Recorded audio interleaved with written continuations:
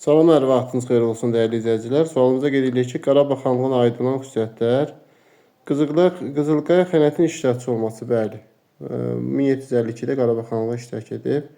Quba xanlığından asılı vəziyyətə düşməyib, yanlışdır.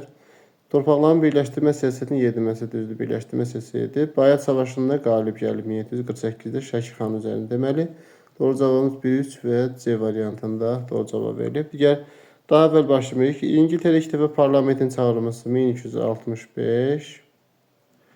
Səlibçilərin Konstantinopolaya keçirilməsi 1204. Kordova xilafətinin yaranması 756. Müqəddəs Roma İmperiyasının yaranması 962. Justinianın işğalçı yürüşləri deyək ki, 6-cı əsrə aiddir. Yəni 527-65-ci illərdə o hakimiyyətdə olub. Burada daha əvvəl baş vermişdi. Təbii ki, burada olur Justinianın yürüşləri.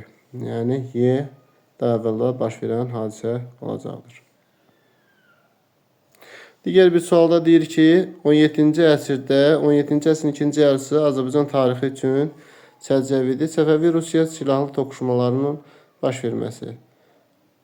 Bəli, elə cavabımız A variantıdır. Nəyə görə? Çünki 1653 və 1662-ci illərdə Səfəvilər Rusiya ilə hərbi toqquşmaları olub.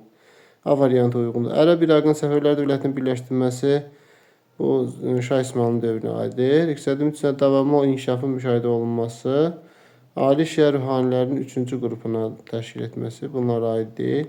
Osmanlı fasiləsiz müharibələr, fasiləsiz aparmayıvara müharibələr idi. Deməli, burada A ilə doğru cavabımız A variantı olacaqdır.